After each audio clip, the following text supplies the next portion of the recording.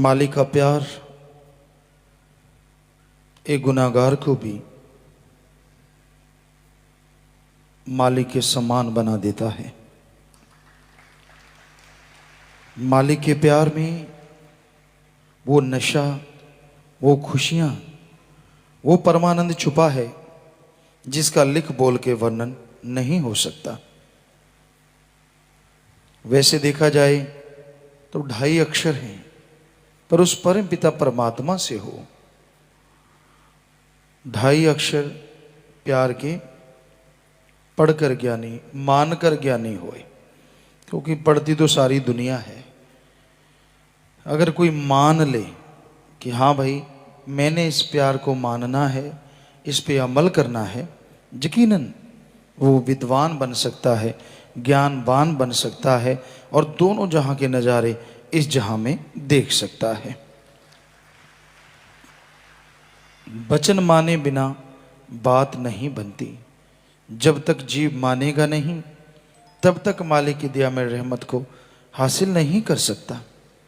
तो वचन मानने के लिए यह तो है नहीं कि अलग से कुछ करना होगा।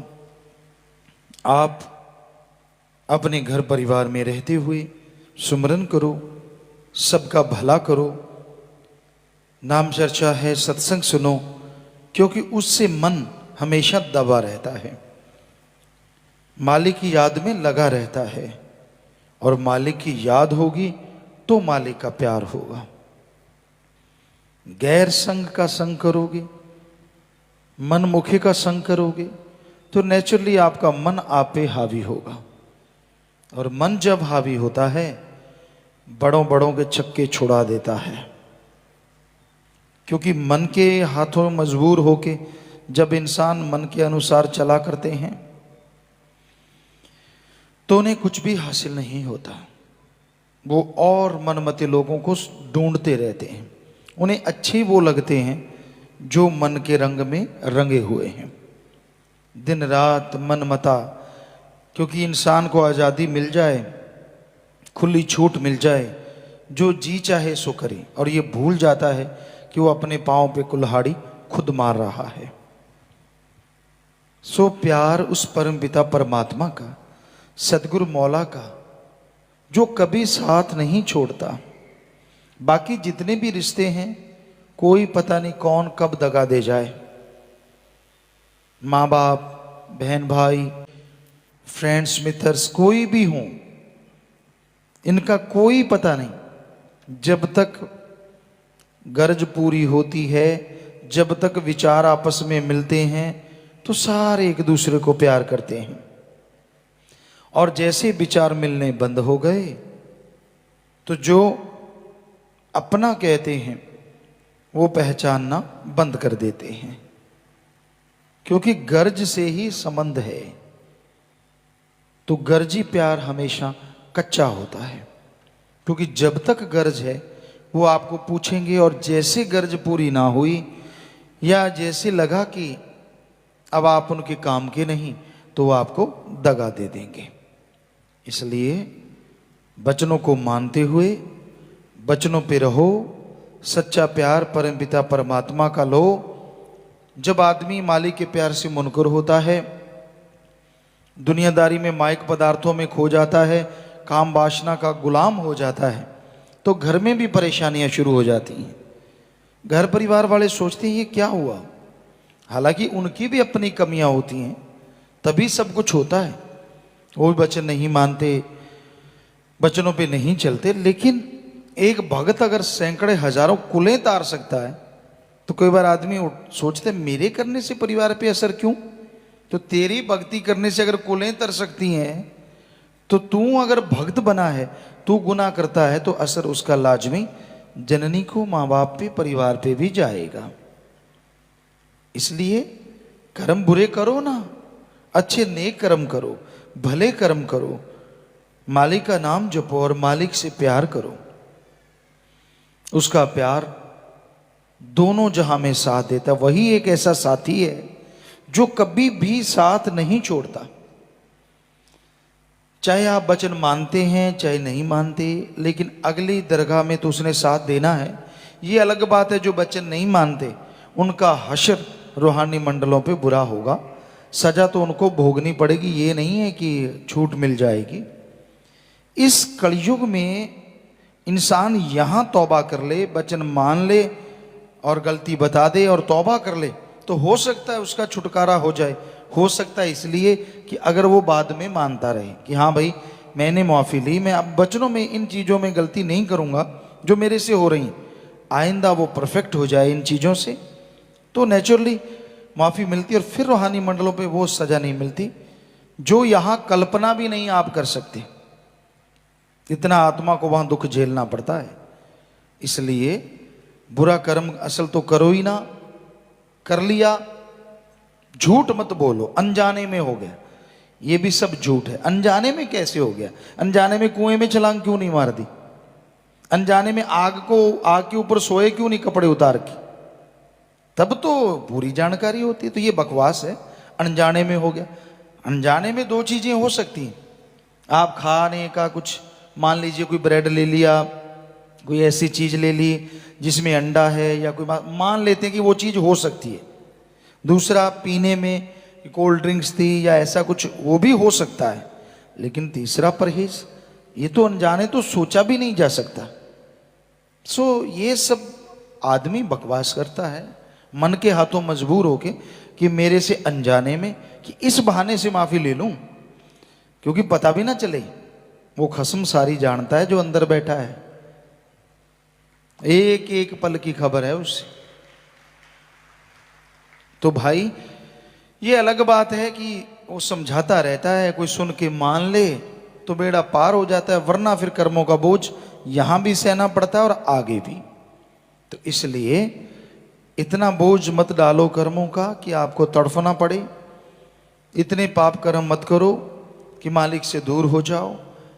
प्यार करो सबसे, बेगर्ज निस्वार्थ, वरना मुश्किल हो जाती है भाई। आम को लोग बड़ा सुंदर देखते हैं, खुशबू लेते हैं, बड़ा अच्छा लगता है, लेकिन जैसे चूस लेते हैं तो छिलके समेत गुठली इतनी जोर से फेंकते कूड़े करकट में, पूछो मत।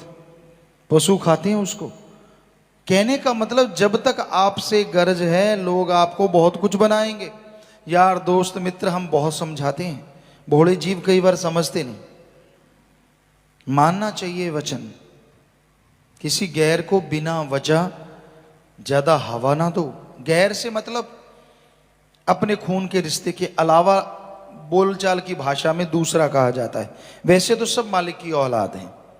अगर आपके घर में पैसा है, राज पहुंच है, बहुत दोस्त मित्र बनेंगे, या फिर आपकी बेटी बहू कोई सुंदर है, तो बचो, कोई भी आदमी आपको यार दोस्त बना लेगा। आज कलयुग है, आप विश्वास भी नहीं कर पाएंगे, यार ये ऐसे कैसे कर सकता है, ये तो मेरा दोस्त, फलां का दोस्त। छोड़ दो इन बातों को।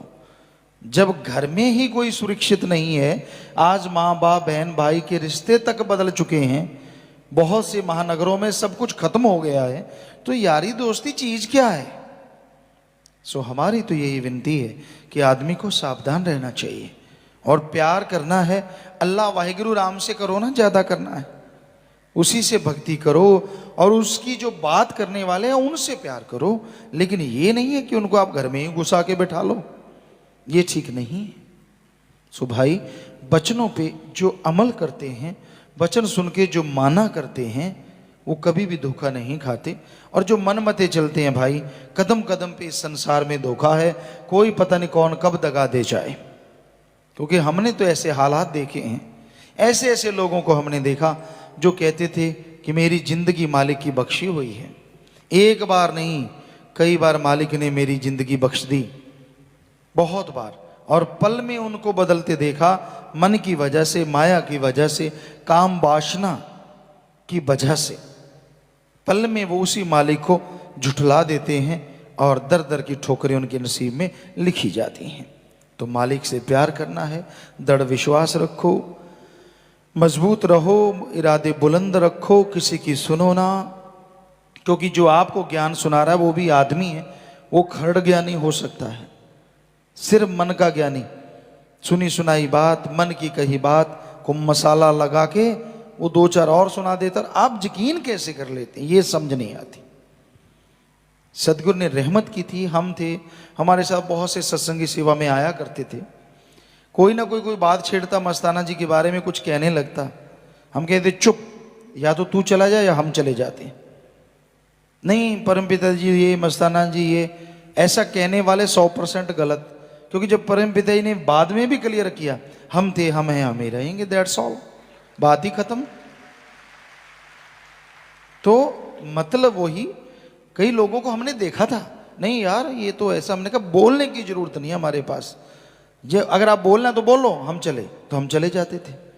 तो भाई आदमी विश्वास डुला दे, ये 100% गलत है। जब आदमी का खुद का मन जालिम होता है माया के कारण, काम वासना में, किसी इन दो चार चीजों में ज्यादा आजकल चला, या मन की वजह से, तो मालिक अच्छा नहीं लगता।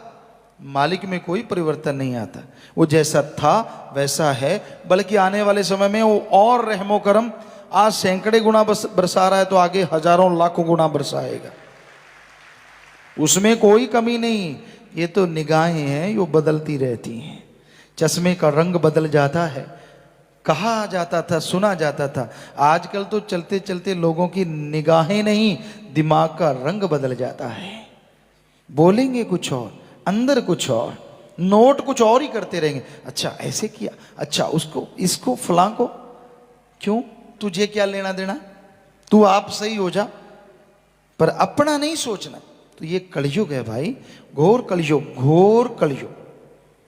मान बड़ाई के लोग भूखे हैं, इज्जत शोहरत के भूखे हैं। एक राम है जिसको कोई मान बढ़ाई नहीं चाहिए, उसका सुमरण इसलिए करना पड़ता है क्योंकि काल ने ये शर्त रखी कि कोई मालिक का नाम जपे, भक्ति इबादत करे तो आवागमन से मुक्ति, वरना मुक्ति नहीं। ये मत सोचो कि मालिक का नाम जपना मालिक की उपमा करना है, बल्कि वो आपने अपनी मुक्ति करवानी है, इसलिए आप नाम जप रहे हैं। मालिक कोई अपनी उपमा करवाने का कोई भूखा नहीं है कि वो ये सोचे कि मेरी उपमा करो, मेरी बड़ाई करो, नहीं, वो मालिक ऐसा कभी नहीं सोचता। तो भाई उसका प्यार हासिल करना है, उसको पाना है, तो बचनों पे चलना सीखो। जैसे जैसे बचनों पे चलने लग जाओगे, अंदर बाहर मालिक के प्यार मोहब्बत की मूसलाधार बरसात होगी, और उसमें नहा के गम चिंता परेशानियां खत्म हो जाएंगी। ऐसी जगह यहां अल्लाह वाहिगुरु गौड़ खुदा रब के बारे में चर्चा होती हो, यहां यह पता चले कि नाम करोड़ों हैं पर वो ताकत एक है, उस एक को पाने का रास्ता मिले, जीते जी गम दुख दर्द चिंता बीमारियों से मुक्ति का रास्ता मिले, और बदले में किसी तरह का कोई टैक्स अदा ना करना पड़े, उसी का नाम सच्ची रूहानी सत्संग है। वैसे तो आपको बहुत बार बताया, सत्संग यानी सच का साथ, पर सच ऐसा सच, सच था, सच है, सच रहेगा। हर चीज बदल जाती है, उस अपरिवर्तनशील मालिक को, सदा सच रहने वाले मालिक को देखने के लिए इंसान के अंदर एक रास्ता है। दूर दराज जाना है तो ट्रेनें हैं, बसें हैं, जहाज हैं। तो उसी तरह एक बहुत दूर देश है जिसे अनामी निज धाम सतलोक कहते हैं। यहां वो मालिक अपने पूरे शबाब पे नूरे जलाल में रहता है। वहां तक जाने का रास्ता हर किसी के अंदर से जाता है, पर उस रास्ते पे चलने के लिए कौन सी बस, कौन सी ट्रेन, कौन सा जहाज होगा, कौन सी टिकट होगी, कौन होगा टिकट देने वाला, कौन होगा जहाज उड़ाने वाला, ये जानना अगर आप चाहते हैं तो सत्संग सुनिए। सत्संग में बताया जाता है कि उन रूहानी रास्तों का जो जहाज जाता है वो मालिक का नाम है, उसी का चप्पू है। गुरु पीर फकीर कैप्टन एक गाइड के रूप में आपको बताते हैं, और फिर नाम या जिसका नाम है अल्लाह वाहिगुरु राम की गोद में बैठ के आप उस सफर को कब तय कर जाते हैं कुछ मालूम नहीं पड़ता, बल्कि नजारों से माला माल हो। जहाज पे चढ़ा दे जो सीधा अनामी जाता है, और उस टिकट को कहते हैं गुरु मंत्र, नाम, कलमा, मेथड ऑफ मेडिटेशन। आपने उसका अभ्यास करना है, आपने उसका जाप करना है। और उसकी निशानी क्या है? अगर आप कंटिन्यू लगातार घंटा सुबह शाम जीता जी आप सुख से जीवन व्यतीत करेंगे और मरणोपरांत आवागमन से मुक्त हो जाएंगे। हजम कैसे होगा और पावर कहां से आएगी? सिर्फ सजदा करने से, धोख मारने से, माथा टेकने से तो वो बादाम या वो घी दूध की ताकत आप हासिल नहीं कर सकते। हर चीज की गारंटी बुनियाद होती है, पर जीवन की क्या बुनियाद?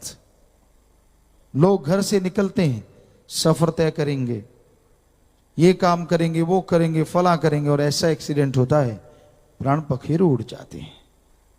कुछ होश नहीं होता, कुछ पता नहीं होता क्या होने वाला है। सब तमन्नाएं, सब ਧੰਨ ਧੰਨ ਸਤਿਗੁਰੂ ਤੇਰਾ ਹੀ ਆਸਰਾ। ਗੁਰੂ ਜੀ ਦੀ ਪਿਆਰੀ ਸੰਗਤ ਨੂੰ ਨਿਵੇਦਨ ਕੀਤਾ ਜਾਂਦਾ ਹੈ ਕਿ ਹਰ ਰੋਜ਼ ਸਤਸੰਗ ਸੁਣਨ ਦੇ ਲਈ ਸਾਡੇ ਚੈਨਲ ਡੇਰਾ ਸੱਚਾ ਸੌਦਾ ਨੂੰ ਸਬਸਕ੍ਰਾਈਬ ਕਰ ਲੈਣਾ ਜੀ।